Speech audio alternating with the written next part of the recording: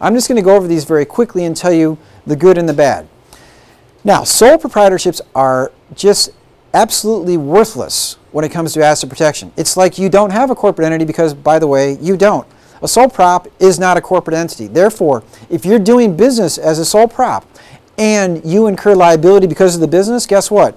The lawsuit is going to come down against you personally. I can't give you one redeeming value to a sole proprietorship, even though I see a ton of these out there.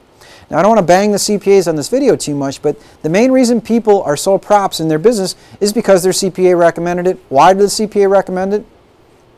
Because they're cheap and easy. That's what the CPA seems to like offering to their clients. Things that are easy, because clients don't have to do work, therefore they don't gripe, and things that are cheap, because CPAs, generally speaking, are frugal, and they think their clients are the same way, which they may be. But that's no excuse to give bad advice, which would be giving advice telling your client, hey, be a sole proprietorship. There is no reason to be a sole prop, and there's no asset protection features to it.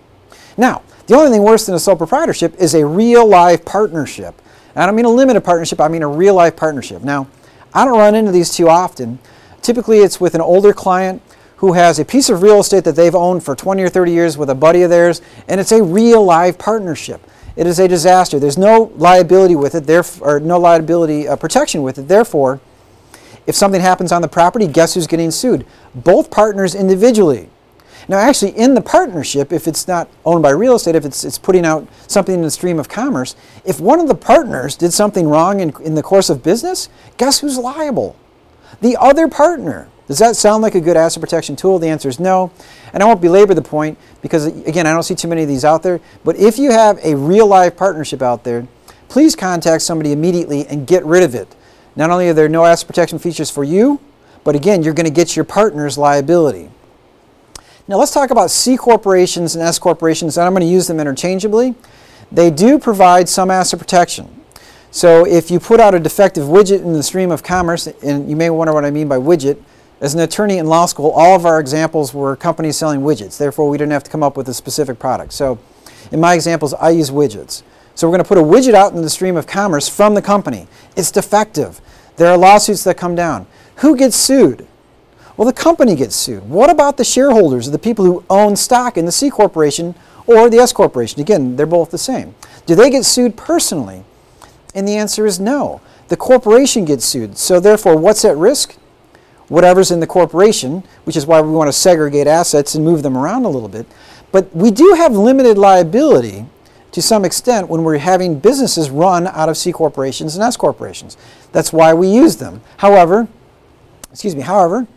what happens when I have that drunk driving case, or my kid gets in trouble and gets me some liability, or I drop my phone in my car? What happens when I get sued for something personally? And I own C corporation stock, which is a closely held business that's worth $1 million or $2 million or $5 million. Is that stock protected? And the answer is no, which is why I do not recommend C or S corporations for asset protection purposes, and I'll talk about that in a few upcoming slides. And the last part of my list there, you'll see LLCs and FLPs. I'm not going to discuss them right in this slide here, because in the next few slides I will go over in great detail why these are the preferred domestic asset protection tools. And so let me talk a little bit about my own made-up vernacular, if you will, to help you learn asset protection planning.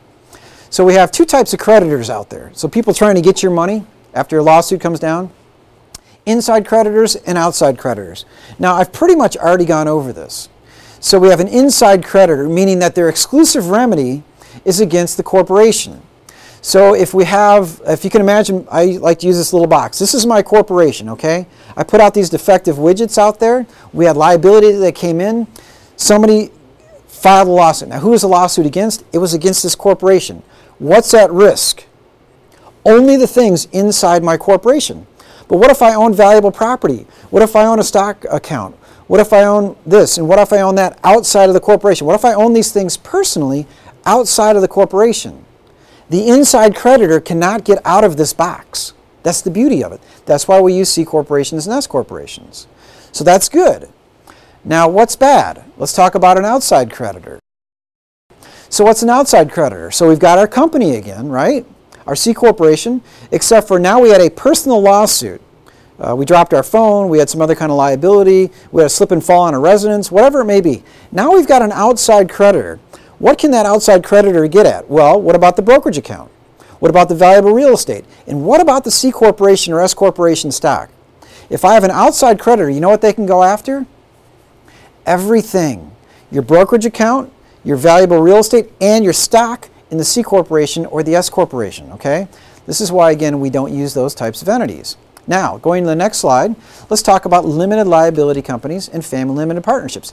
These are the bread and butter domestic asset protection tools of most planners. Domestic asset protection tools.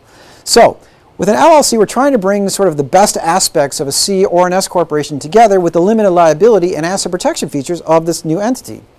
And remember, just because you're a C corporation and you want to do that for tax purposes, because there are reasons to be C or S, an LLC can be treated as an S corporation for tax purposes, or as a C corporation, or even as a sole prop. So there's no reason to use a C or an S corporation for tax purposes. You can get that advantage with an LLC and the additional asset protection features. Now, from an asset protection standpoint, what are the major differences between an S, a C, and an LLC, limited liability company, or an FLP, a family limited partnership? And again, I'll use those two terms interchangeably because the benefits of asset protection are the same with both of them. And the answer is something called a charging order. Now, I have it in big, bold letters on my screen here. A charging order. I don't expect you to have any idea what a charging order is, but let's go through it. A charging order is a remedy that a judge can give out to a creditor. So you have a lawsuit, you lose the lawsuit, and this big judgment comes down. And the creditor walks in the court and they say to the judge, "Judge, this person I sued and I won this lawsuit, they've got all of these assets in this LLC or this FLP. I want them." And the creditor is going to expect the judge to do what? Oh, well, that makes a lot of sense. They've got $5 million in an LLC. You've got a $5 million judgment. Let me just have them take the money out of the LLC and give it to you. That would logically make sense. However, when we set up our LLC or FLP in the correct jurisdiction, and we set it up correctly, meaning that we have a multi-member structure, the only remedy a judge can give out is what's called a charging order. And so the judge writes out this order and says, here you go, creditor, this is what you get. And the creditor looks at the judge and says, hey, what's that going to do for me? I'm looking for cash. Well, what does a charging order get the creditor? Well, it does not allow the creditor to sell the assets of the LLC, so they can't liquidate. They can't force a distribution of the entity, and they can't vote the owner's interest. I mean, what does that leave us? It leaves the creditor with the right to receive income if what happens? If a distribution ever happens. Do you think that a client, or do you think you would make a distribution from an LLC if you knew the distribution was going to go to a creditor? You wouldn't, and that's the beauty of it. So that your money can actually stay inside the LLC, and so long as you don't take it out with the distribution, it's never going to make it to the creditor. Well, you may be saying to yourself, well, that's great, but how do I ever get my money out of the LLC? Well, there's different ways you can do it through salary and other things, but let me talk to you in a few slides about why the creditor actually is going to get the income tax bill for any income created in the entity. So let me go to the next slide where I'll show you a schematic. So if you're not quite following me and you look at the schematic, it should help a little bit. And so we've got a creditor on one side of the screen in the black there. They went through this lawsuit, they got their judgment, and now they're looking to collect. And they go to the judge, and the judge says, I'm sorry, the only thing I can give you is this charging order. And because my assets were inside this LLC, the creditor couldn't get it. They couldn't force me to take the money out. They can't force me to liquidate. They can't vote my interest. They can sit around and wait for a distribution, which is never going to come.